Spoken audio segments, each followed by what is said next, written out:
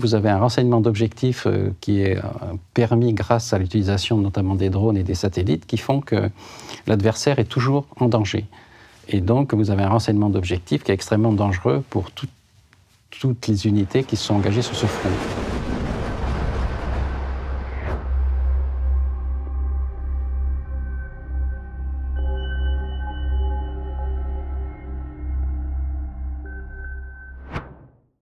Général Maril, bonjour. Vous êtes général de brigade et historien. Vous avez commandé le 21e régiment d'infanterie de marine et vous êtes ensuite devenu attaché de défense au Tchad, puis au bureau Afrique de la direction militaire du renseignement, dont vous avez été le directeur opération adjoint. Vous êtes aussi l'ancien directeur du Centre historique des archives de la défense à Vincennes. Vous êtes un auteur prolifique en matière d'ouvrages militaires. Vous avez co-dirigé le dictionnaire des opérations extérieures de l'armée française depuis 1963, aux éditions du Nouveau Monde. Vous avez aussi écrit l'histoire des guerres révolutionnaires et impériales, 1789-1815, toujours aux éditions du Nouveau Monde.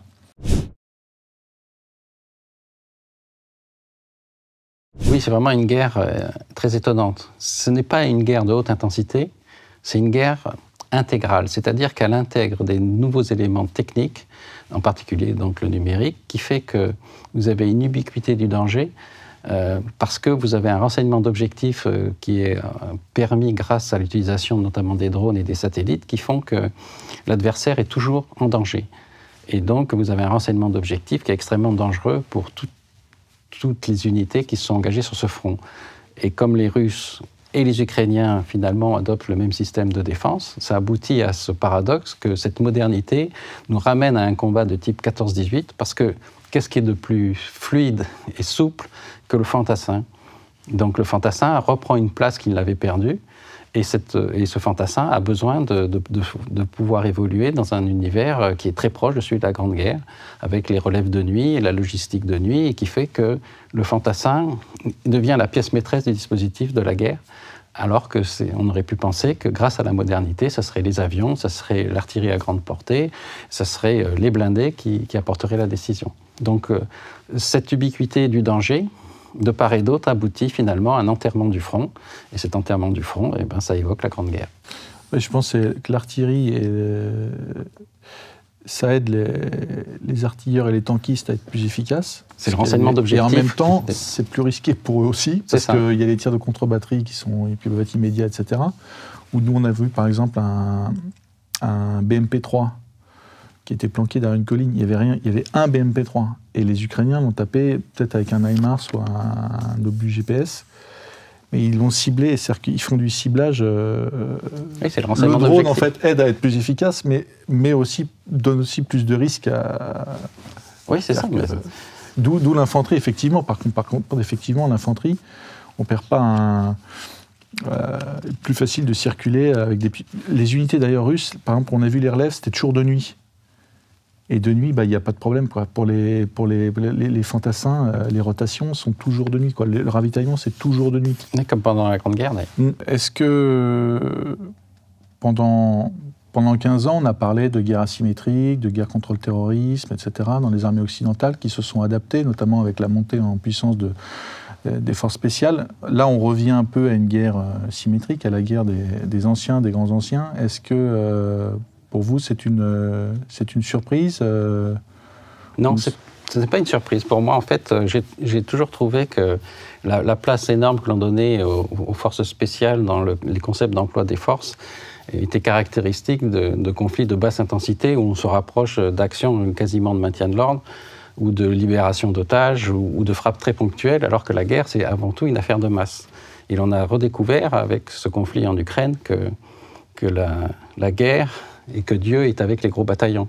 Donc ça a complètement ramené du bon sens dans les états-majors, puisque on était parti dans une conception de la guerre où en fait la guerre se faisait d'une façon du faible au fort, alors que là on se retrouve dans une guerre du fort au fort, et qui fait que le modèle occidental que nous avons développé notamment en France, un modèle d'armée à très petits effectifs, sans arrière-plan stratégique au niveau des effectifs, qui fait qu'on se retrouve maintenant dans presque une impasse si on ne modifie pas la profondeur du champ humain que représentent les effectifs.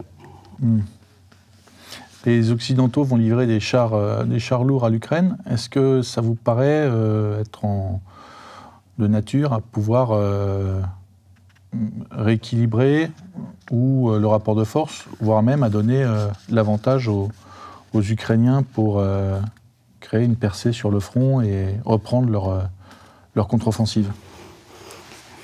C'est difficile à dire. Je pense que on accorde peut-être trop de crédit aux blindés allemands ou occidentaux par rapport aux blindés russes. Je pense que l'emploi des blindés se fait toujours en masse. C'est une arme de rupture lorsqu'on est en offensive, ou c'est l'arme de la contre-attaque par excellence lorsqu'on est en défensive. Donc ça demande des centaines et des centaines de chars. Un char sur un champ de bataille, c'est très vulnérable. S'il est engagé en masse pour faire une bataille de rupture, il faut s'attendre à ce qu'il y ait en face de lui des armes anti-chars très puissantes qui seront capables d'en détruire un bon nombre. Pendant la guerre, la campagne de Russie de 1941 à 1945, les Russes, les Soviétiques ont perdu de l'ordre de 90 000 blindés. Et les Allemands de l'ordre de 50 000 blindés dans cette guerre. Donc le blindé est quelque chose qui génère forcément des destructions et aussi des pertes très importantes dans ses rangs. Donc 300 blindés, 350 blindés, oui, ça peut faire momentanément une différence, mais elle sera momentanée. Dans cette guerre, on voit l'apparition de sociétés militaires privées. Évidemment, la plus connue, c'est Wagner, du côté russe. Il y a aussi une société militaire privée qui œuvre du côté ukrainien, qui a pris le nom de Mozart en réponse au chef d'orchestre réquisitionné par l'armée russe. Comment est-ce que vous jugez les Américains ont employé aussi des SMP en Irak sur des missions de protection rapprochée ou des missions de combat comme à Fallujah. Quel regard vous portez sur ce recours à des forces privées, paramilitaires, para-étatiques, dans un conflit, finalement, on vient de le dire, qui est somme toute assez classique et conventionnel? Oui, c'est une chose qui m'a un peu surpris. Qu'on emploie des unités privées à l'extérieur pour être le bras armé mais non déclaré d'un État, c'est assez compréhensible. Qu'elles soient engagées en masse comme elles l'ont été dans cette guerre en Ukraine, c'est quelque chose qui, moi, m'a surpris. Alors je pense que ça vient du fait qu'à un moment donné, les Russes ont fait un peu l'impasse sur leur infanterie. Ils ont créé un modèle d'armée qui ressemble beaucoup aux armées occidentales, avec de l'aviation, de la haute technologie, des missiles, et que la réalité de la guerre les a surpris eux aussi. Ils ne s'attendaient certainement pas à ce que le besoin en infanterie soit aussi énorme et aussi décisif dans ces guerres. Donc, je pense que le fait qu'ils aient sous la main une société privée qui était capable de mobiliser des milliers et des milliers de soldats, puisque finalement, on pense que, d'après ce que je sais, il y aurait entre 40 000 et 50 000 soldats de Wagner en Ukraine, ça leur a permis d'avoir une infanterie qui leur manquait. D'où le fait que la mobilisation partielle qu'a fait le président Poutine a redonné du nerf à l'infanterie russe, et c'est peut-être aussi pour ça qu'elle réapparaît sur les champs de bataille, qu'elle a été capable de relever en partie Wagner sur le front de Soledar et de Bakhmout, et qu'il y a une remontée en puissance de l'infanterie classique russe. Donc tout ça, c'est la marque que la guerre a surpris tout le monde et qu'elle a ses propres règles. Et il y a un général allemand de la Première Guerre mondiale qui disait « Le meilleur professeur est la guerre, mais ses leçons coûtent cher ». Et c'est ce qu'ont découvert les Ukrainiens et les Russes. La société militaire privée, c'est un concept anglo-saxon. C'est les Américains qui l'ont, et les Britanniques et les Sud-Africains qui l'ont inauguré. Ça a permis de structurer des forces qui auparavant étaient qualifiées de mercenaires. Là, c'est des structures juridiques, des contrats, enfin des choses, une existence légale et officielle, avec même de la publicité parfois. Maintenant, c'est chez les Russes aussi. Comment expliquez-vous que les Européens ont toujours fait l'impasse sur le sujet, parce qu'on voit bien, comme vous venez de le dire, que côté russe, là, dans cette guerre, la société militaire privée Wagner vient combler aussi une faiblesse peut-être des forces, ce qu'on appelle les réservistes dans l'armée française, des forces de réserve qui n'étaient peut-être pas suffisantes sur le plan technique et sur le plan quantitatif. Comment vous expliquez que les Européens ont toujours fait l'impasse là-dessus, et est-ce qu'il y a un début de réflexion sur le sujet ? Alors, je ne sais pas s'il y a un début de réflexion sur le sujet, mais en fait, les Occidentaux, on sait qu'on a toujours agi dans le cadre récemment, en tout cas dans les 20 dernières années, de coalitions dans lesquelles le grand frère américain assurait l'essentiel. Et donc, on était un peu des forces d'appoint. Et donc, on n'avait pas besoin d'avoir des effectifs très importants. Et la configuration de l'armée française en soldats professionnels, avec les régiments que nous possédions, nous permettait d'assurer le rôle que la France avait décidé de jouer dans ces interventions. Donc, pas un grand besoin d'avoir un arrière-plan humain très important pour soutenir l'action de l'armée française. Donc, aujourd'hui, il y a une réflexion à mener dans ce cadre-là, effectivement.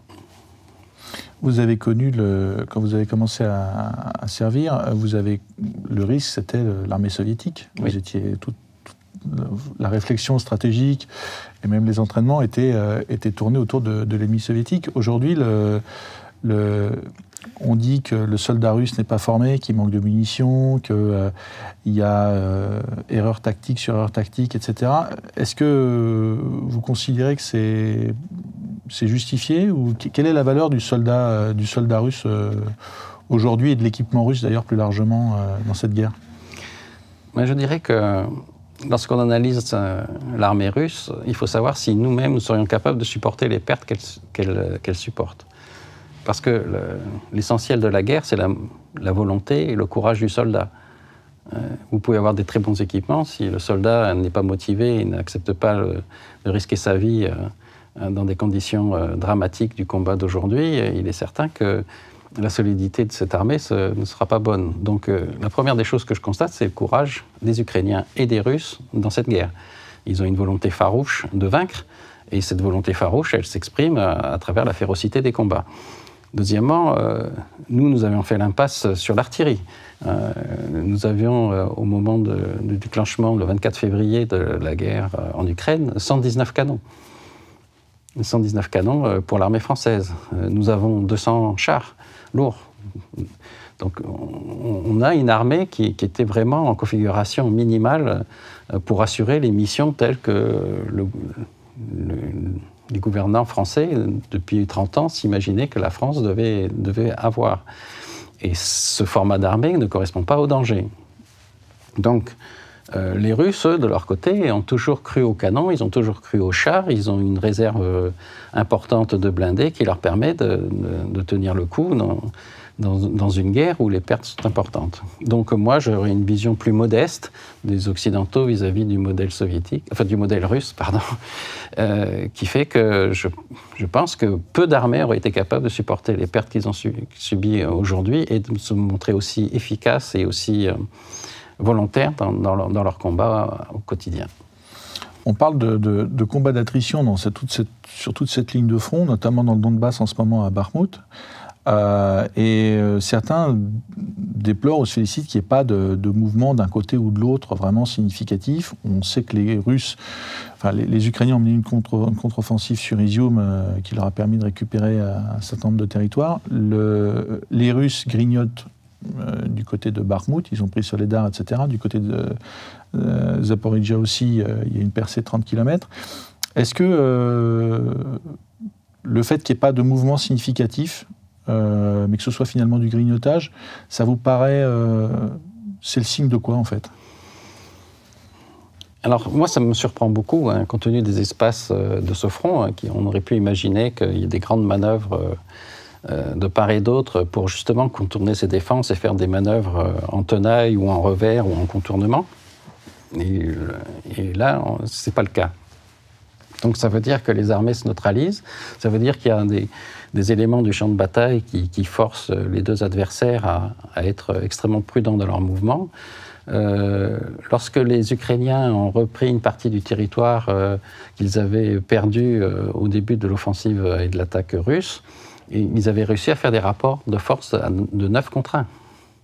Et donc c'est le rapport de force qui détermine en fait la victoire. Donc tant que les adversaires n'arriveront pas à faire des rapports de force suffisants pour pouvoir rompre un dispositif, ils auront du mal à sortir de cette phase statique. Phase statique qui fait quand même penser à la Première Guerre mondiale. Quand on regarde ce que disait Joffre en 1915, je les grignote lorsqu'il faisait toutes ces petites offensives pour gagner quelques kilomètres ou quelques collines qui étaient prises avec un prix exorbitant du sang humain des soldats français. On s'est rendu compte que cette phase de grignotage a épuisé l'armée française, puisqu'on avait un taux de perte supérieur aux Allemands de 60%. Donc tout ça, ça veut dire que si ces deux adversaires s'enterrent, si les deux adversaires acceptent ce combat dit de grignotage, c'est parce qu'ils n'ont pas d'autre solution pour l'instant. Vous êtes un fin connaisseur de l'Afrique, et pour revenir à Wagner, on sait que cette société militaire privée est implantée depuis plusieurs années, d'abord en Afrique du Nord, notamment en Libye, mais qu'elle a aussi elle a étendu sa zone d'influence à la Centrafrique, au Mali, au Burkina Faso, à d'autres États. Est-ce que c'est surprenant pour vous?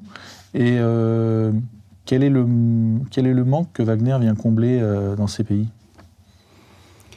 Alors je pense que c'est pas, je pense, à un manque.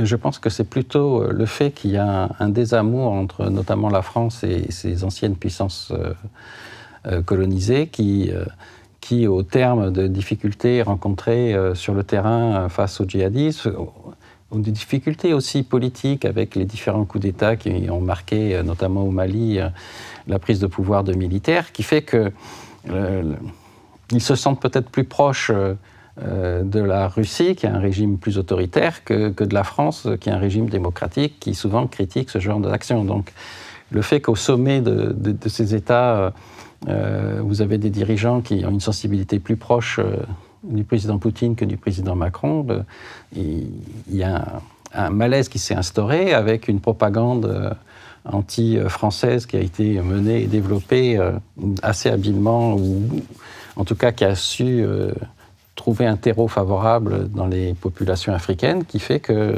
la France se retrouve en difficulté dans ces pays-là. Et cette difficulté, eh bien, Wagner en profite pour s'implanter.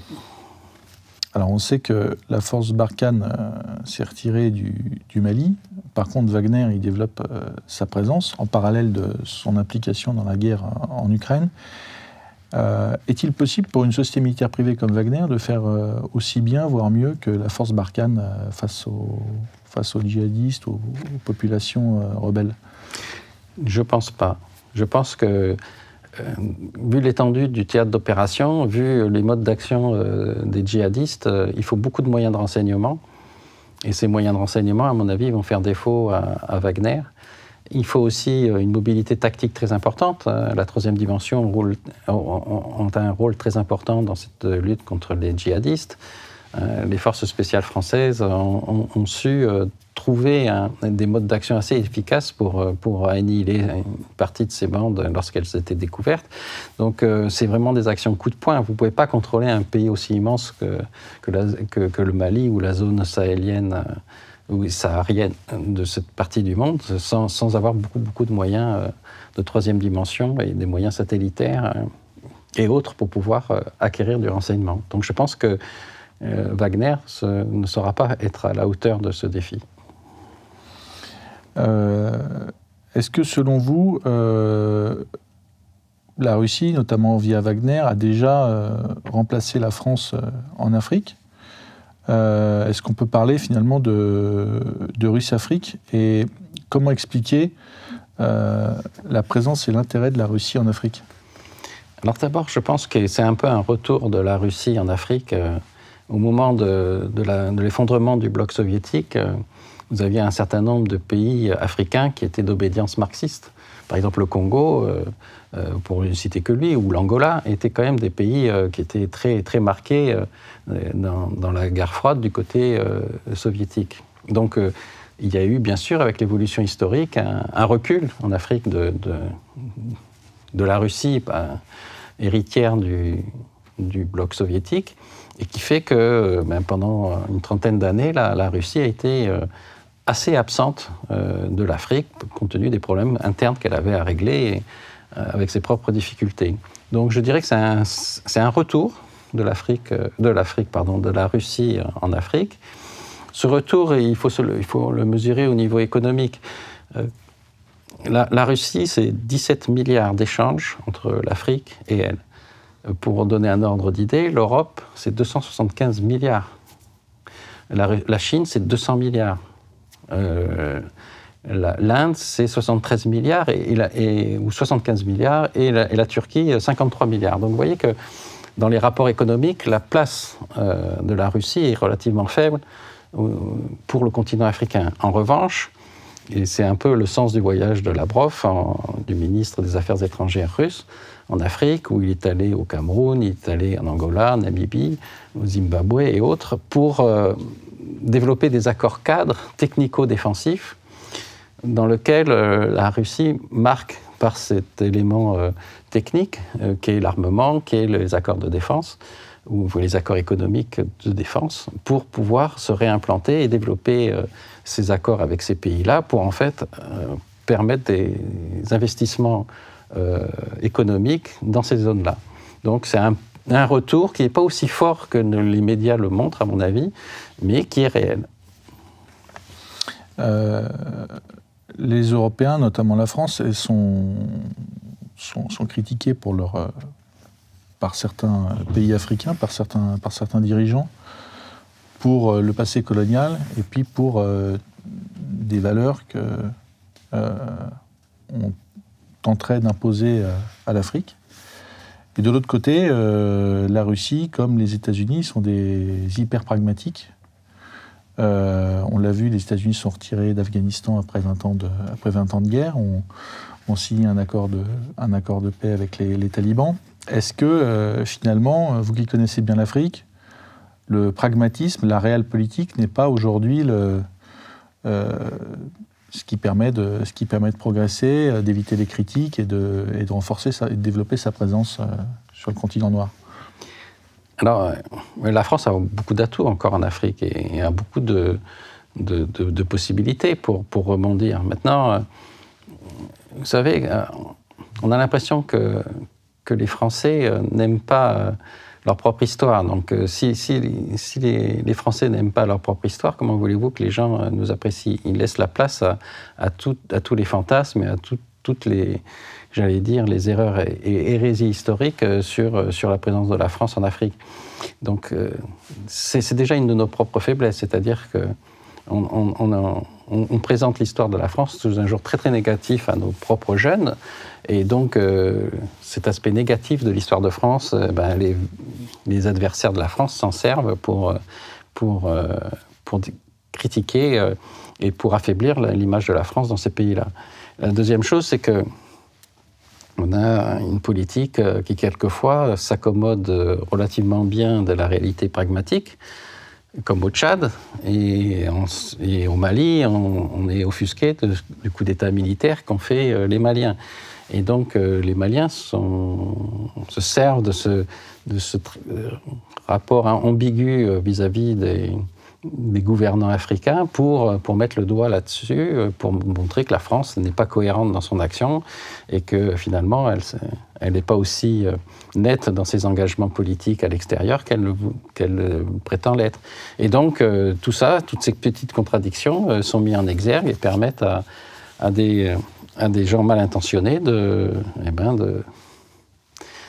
faire de la France une sorte de repoussoir sur lequel les populations locales finalement croient que la France a vraiment un très mauvais passé vis-à-vis d'eux et aboutit donc à une sorte de haine. Et cette haine aboutit à ce que, dans certains pays, la France est rejetée. Vous avez travaillé à la direction du renseignement militaire. Vous avez observé aussi que Wagner, les Russes ont mené des opérations psychologiques, des psyops en Afrique contre l'armée française.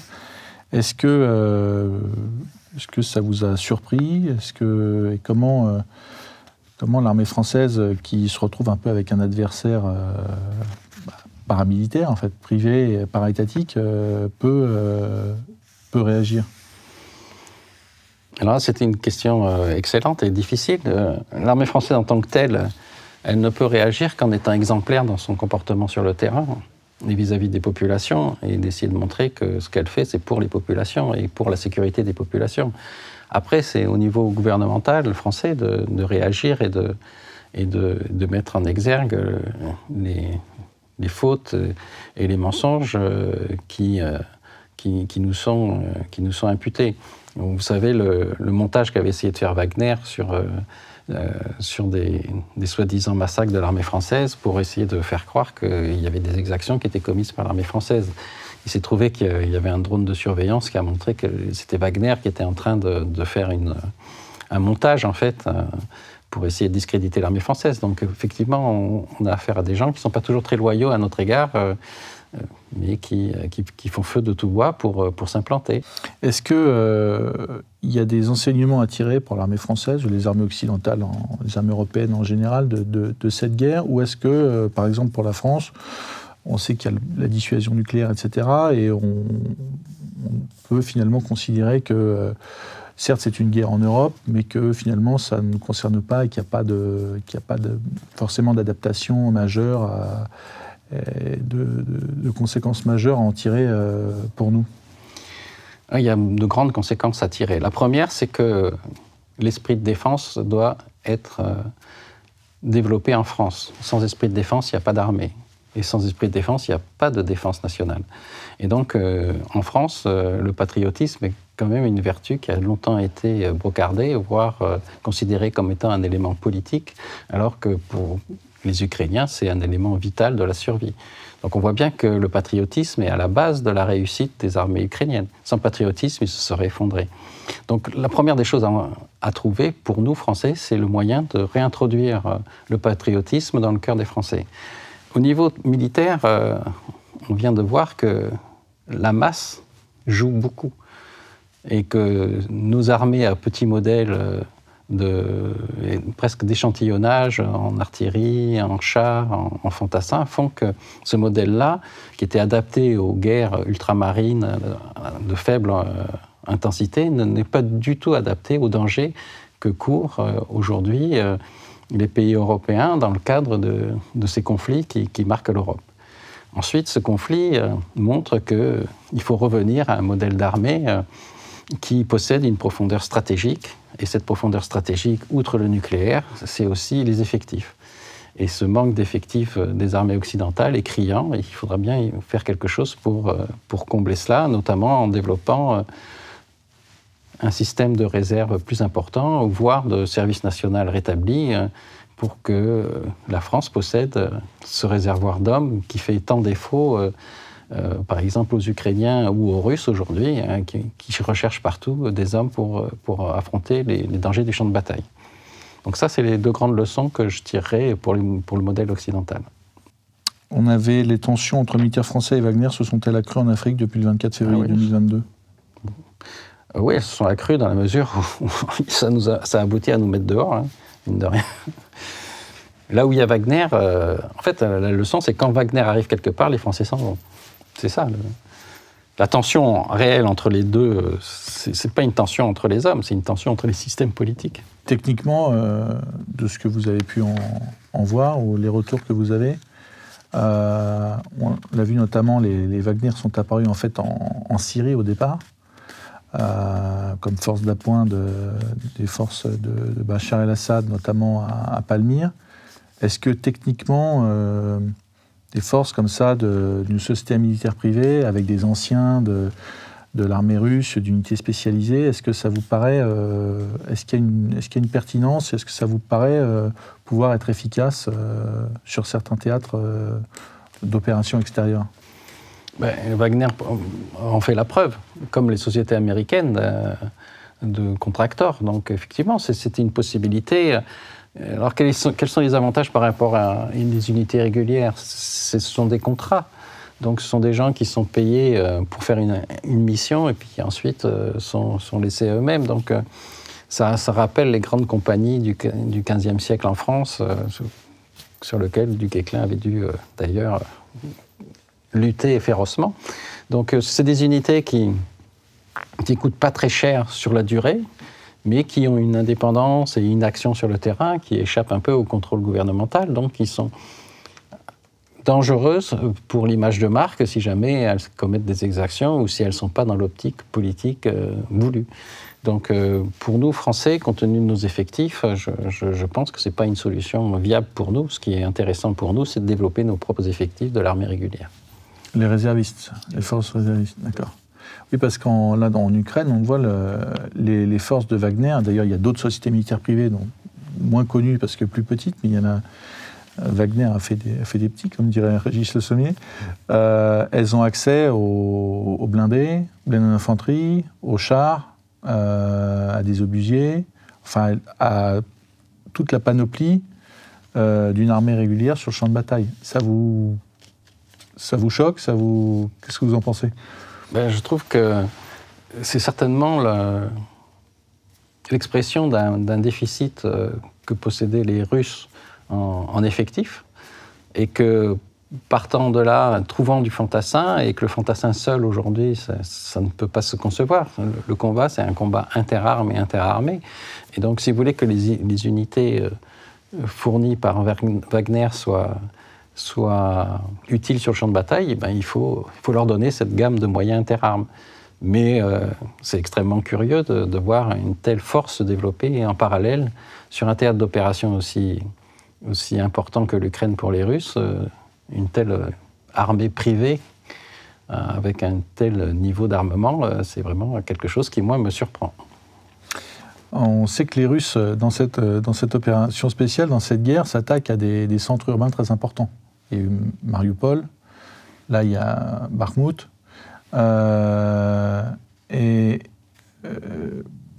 comment est-ce que vous jugez l'action militaire russe? Ce qu'on a dit que Mariupol était détruite à 90%, à 80%, etc. Est-ce que, et que les Ukrainiens ont fait des Festung, ont fait de ces centres urbains des places fortes, sachant qu'à Mariupol, ils auraient des difficultés, voire une impossibilité à un moment donné d'être ravitaillés, etc. Est-ce que tout ce qui s'est passé pouvait se passer différemment, ou est-ce que finalement c'était la guerre urbaine, finalement c'est le cadre de la guerre urbaine moderne, c'est-à-dire de la destruction intégrale Alors oui, c'est une excellente question dans la mesure où nous, par exemple, pendant la Grande Guerre, vous avez sur le front occidental 400 divisions qui s'affrontent, en disons 200 de part et d'autre, avec des petites modulations d'effectifs. C'est-à-dire, c'est des millions d'hommes qui s'affrontent dans un combat linéaire sur un front de 700 km et qui a exclu quasiment les villes. C'est un combat qui se passe dans les champs et ça a été la volonté des belligérants de s'affronter sur un champ de bataille. Le fait que la densité des armes était telle, ils n'ont pas pu continuer une guerre de mouvement, ils se sont enterrés. Là où ils étaient, ils se sont enterrés. Donc, des guerres à haute intensité peuvent effectivement aboutir à des combats différents si vous appuyez sur les villes ou si vous appuyez sur un système de fortification de campagne. La réalité d'aujourd'hui, c'est que vous avez quand même, notamment en Ukraine, mais c'est encore plus vrai pour nous, une présence urbaine très très importante dans nos pays qui font qu'il est quand même difficile d'échapper au combat urbain. L'étendue des villes, l'étendue des concentrations humaines font qu'il est difficile d'échapper au combat urbain. Mais il y a une façon de concevoir la guerre qui peut s'appuyer sur les combats urbains pour faciliter la défense. Mais là, c'est un choix que vous faites. C'est-à-dire que le fait de s'accrocher aux villes, vous entraînez de facto la destruction des villes. C'est-à-dire que dès l'instant où vous battez dans la ville, elle sera détruite. Et comme les Russes ne font pas dans la dentelle lorsqu'ils ont une guerre à mener, ils n'hésitent pas à utiliser massivement leur artillerie pour préserver leurs hommes et pour conquérir par le feu l'espace. Et on est revenu au principe de la Grande Guerre, hein, j'y fais souvent référence. L'artillerie gagne la bataille et l'infanterie occupe le terrain gagné par l'artillerie. Donc c'est un peu le schéma que l'on voit en Ukraine. Donc le rôle déterminant de l'artillerie font que les villes sont détruites.